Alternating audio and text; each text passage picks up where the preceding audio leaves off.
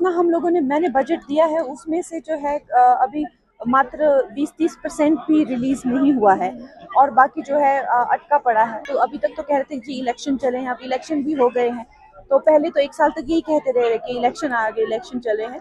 अब जो है कह रहे हैं कि कर रहे हैं, लेकिन हमें कुछ दिखाई नहीं दे रहा कि ये जो है एम्बुलेंस का लोकार्पण यहाँ पर हुआ है, क्योंकि ये दूर दराज क्षेत्र है तो यहाँ पर इतनी ज़्यादा सुविधाएं नहीं है मेडिकली। अगर आप देखें, ये पूरा ट्राइबल एरिया आता है, मंडी में अधिकतर ट्राइबल ही क्षेत्र है।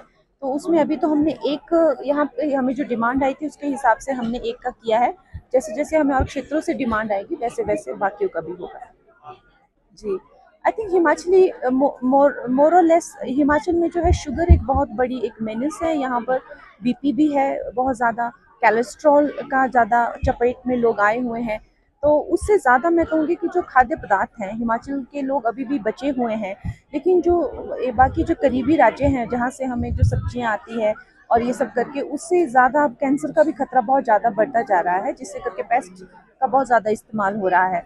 तो मैं तो हिमाचल के लोगों से यही विनती करूंगी कि जो हमारी ऑर्गेनिक फार्मिंग है जिसमें वो कंटिन्यू कर रहे हैं वैसे ही हम कंटिन्यू करें। हम कम उत्पाद उगाएंगे, ऐसा नहीं है कि कम उगता है, लेकिन फिर भी अगर हमें कम भी उगाना हो कम उगाएंगे, लेकिन जो है अच्छा शरीर को बल देने वाला उत्पाद हम जो है प्रोड्यूस जो है हम उगाएंगे। मेडिकल का फायदा भी मिलेगा। जी, हमने भी उसके लिए जो है बहुत प्रयास किए थे और हमारे जो हिमाचल है इसमें और भी ऐसी कई चीज़ें हैं जिसको जो है जीआई टैग मिलना चाहिए। और इससे जो है लोकल और वोकल जो प्रधानमंत्री जी का सपना है उसको भी बहुत ज़्यादा प्रबलता मिलेगी। और जो हमारे लोकल जो फार्मर्स हैं जो प्रोड्यूस बनाते हैं उनके जो चैलेंजेस हैं, जैसे कि उनको ज़्यादा ई मार्केट्स हो गए या उनका प्रोड्यूस कैसे लोगों तक पहुंचाए, जो उनके चैलेंजेस हैं अब उनको लेकर भी जो है आई थिंक किसी तरह की एक प्रैक्टिकल सॉल्यूशंस निकाले जाएंगे।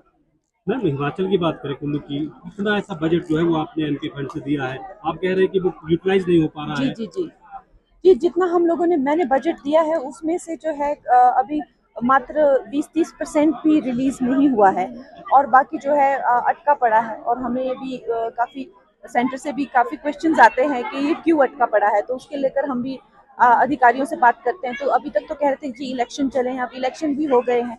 तो पहले तो 1 साल तक यही कहते रहे कि इलेक्शन आ गए, इलेक्शन चले हैं।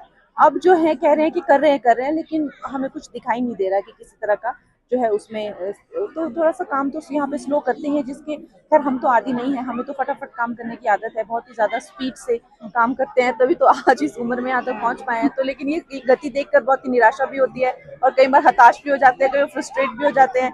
पर फिर अब सरकारी काम है तो एक हद से ज़्यादा बड़े कॉर्पोरेट वाले काम होते तो बट ये एक हद से ज़्यादा आप कर भी नहीं सकते, लोग बुरा भी मानते हैं ज़्यादा पुश करते हैं तो। मैम, अगर यहाँ की बात करें तो किस तरह से देखते हैं कि स्टेट गवर्नमेंट जो आरडीजी को लेकर बड़े दावे कर रहे हैं, आपको लगता है सेंटर से फंड में कोई कमी हो रही है? नहीं, बिल्कुल नहीं। सेंटर तो इतना अंधाधुंध फंड जो है हिमाचल को जबकि ये जो आपदाएं आई हैं, जिस तरह से डिजास्टर हुआ है, उसमें ही हजारों करोड़ की राशि जो है वो दी हुई है। और उसके उपरांत भी इन्होंने कहीं भी, चाहे जो माल की हानि हुई थी या प्रॉपर्टीज की हानि, कोई भी कॉम्पनसेशन नहीं मिला हुआ है किसी को भी। फिर भी उनको पैसा दिए ही जा रही है सेंट्रल गवर्नमेंट, लेकिन उसकी कोई भी अकाउंटेबिलिटी नहीं है, जैसा कि सब जानते हैं।